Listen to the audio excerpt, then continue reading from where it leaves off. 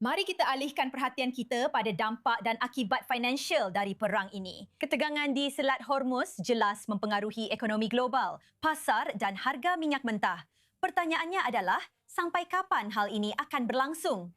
Kepala PBB Antonio Guterres bahkan sudah membunyikan alarm atas memburuknya dampak ekonomi global akibat selat yang tetap tertutup akibat perang.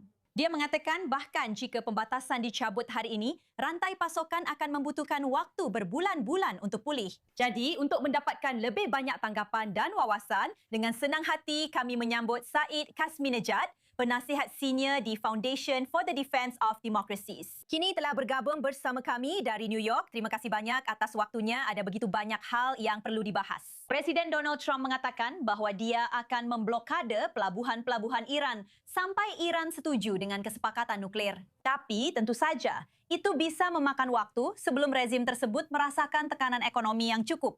Apa perkiraan anda? Berapa lama lagi rezim Iran bisa bertahan di sini? Saya rasa dari data yang kita lihat, blokade Amerika sangat efektif dalam mencegah rezim tersebut mengekspor minyaknya. Data dari 13 April hingga 28 April menunjukkan bahawa 17,5 juta barrel minyak yang setara dengan sekitar 1,15 hingga 1,16 juta barrel minyak per hari selama blokade. Jadi jika Anda melihat datanya, itu cukup mendekati jumlah yang diekspor Iran pada bulan Maret. Iran umumnya mengekspor sekitar 1,8 juta. Pada bulan Maret, Iran mengekspor 1,16 juta meluga. Jadi, Amerika Serikat sangat efektif dalam memberlakukan blokade tersebut. Berapa lama lagi rezim itu bisa bertahan tanpa mengekspornya? Bertahan hidup di sini punya beberapa makna. Jadi, satu pertanyaannya adalah, berapa lama lagi Iran bisa menyimpan minyaknya tanpa dipaksa untuk mengurangi produksi? Jadi, penyimpanan di darat sangat terbatas. Iran beralih ke penyimpanan lepas pantai, yaitu kapal-kapal tanker ini. Perkiraannya adalah Iran bisa menyimpan minyak di kapal-kapal tanker ini selama sekitar 4 hingga 6 minggu, atau mungkin maksimal 2 bulan. Itu tergantung apakah Amerika Serikat mengizinkan atau tidak. Seperti kapal-kapal tanker kosong yang menuju pelabuhan Iran, itu sangat penting untuk dicegah. Dan masalah lainnya adalah kapal tanker kosong ini yang berada di perairan Iran. Jika Amerika Serikat mau, Amerika Serikat sebenarnya bisa memastikan bahwa kapal-kapal itu tidak bisa digunakan. Kami belum melihat Amerika Serikat melakukan hal itu. Untuk saat ini, hanya itu saja. Tapi yang telah dilakukan adalah memberlakukan blokade yang berdampak pada ekonomi. Jadi akan butuh waktu lebih lama bagi Iran untuk merasakan dampaknya. Iran memasuki perang dalam situasi yang sangat lemah. Inflasi sekitar 50%, inflasi pangan sekitar 100%. Tapi bagi rezim untuk mengatakan, oke, penderitaan ekonomi sudah terlalu tinggi bagi saya untuk datang. Dan kamu tahu, menyerah mungkin itu. Itu butuh waktu lebih lama dari yang saya tahu. Mungkin bukan dalam 2 bulan ke depan. Apa yang sangat dikhawatirkan rezim, dan kita sudah melihatnya dalam laporan, adalah bahwa penderitaan ekonomi akan memicu semacam pemberontakan lagi. Mirip dengan apa yang terjadi pada 8 dan 9 Januari.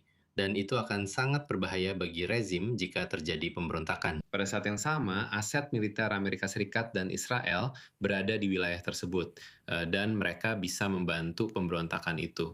Jadi itulah skenario yang sangat mereka takuti. Tapi menurut saya, manfaat strategis dari gencatan senjata sudah hilang bagi Amerika Serikat. Jadi, gencatan senjata seharusnya membuka kembali Selat Hormuz, tapi itu belum terjadi. Jadi menurut saya, cara terbaik yang bisa dilakukan ISIS adalah melanjutkan blokade dan benar-benar memulai operasi militer untuk membuka kembali dan mengamankan Selat Hormuz. Langsung dengan menargetkan rezim di garis pantai selatan Iran. Kata Yuf, Anda sudah menyinggungnya dan begitu banyak yang dibicarakan tentang tekanan ekonomi terhadap rezim tersebut. Namun situasi di dalam Iran sudah sangat buruk secara ekonomi sebelum protes anti-rezim pada bulan Januari. Dan tentu saja tindakan balasan brutal yang dilakukan oleh pasukan Iran setelahnya. Bagaimana pemahaman anda tentang situasi ekonomi yang dialami masyarakat Iran setelah 2 bulan terakhir dan ketegangan yang masih berlangsung di selat itu? Dalam hal ketahanan pangan, kemampuan untuk sekadar bertahan hidup, tetap bertahan dan biaya hidup. Bagaimana pemahaman anda tentang kondisi masyarakat biasa di Iran saat ini? Bukan rezimnya. Jadi Iran memasuki perang dengan sekitar 40% penduduknya berada di bawah garis kemiskinan. Jadi ini akan meningkat jika rezim tidak bisa mencapai kesepakatan, yang mana sangat kecil kemungkinannya rezim bisa mencapai kesepakatan nuklir. Jadi situasi ekonomi semakin memburuk. Yang kita lihat adalah devaluasi rial yang sangat cepat dari 160.000 toman per dolar menjadi 180.850. Apa yang dilakukan rezim adalah menangkap para pedagang, menutup toko-toko penukaran uang. Ini adalah cara-cara pengendalian harga yang biasa mereka lakukan yang sebenarnya tidak pernah berhasil. Jadi dalam jangka menengah seperti dalam beberapa bulan ke depan, jelas ini akan semakin memburuk. Jadi jauh lebih parah dari yang kita lihat sekarang, sehingga pemberontakan lain kemungkinan besar tidak bisa dihindari.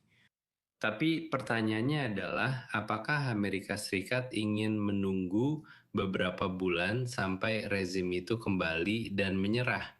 Dan karena itulah saya katakan, nilai strategis dari gencatan senjata itu sebenarnya sudah tidak ada lagi. Yang perlu kita lakukan adalah melakukan blokade.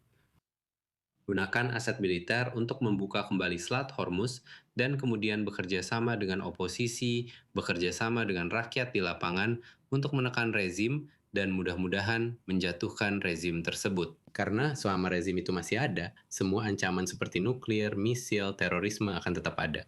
Tidak mungkin rezim ini tetap ada dan ancaman-ancaman itu hilang. Sementara itu, dunia menunggu untuk melihat siapa yang akan mundur lebih dulu, Amerika Serikat atau Iran. Saya selalu menghargai wawasan anda. Terima kasih banyak. Langsung dari New York, Said Hazmi Nejad. Terima kasih sudah bersama kami di acara ini. Terima kasih. Terima kasih.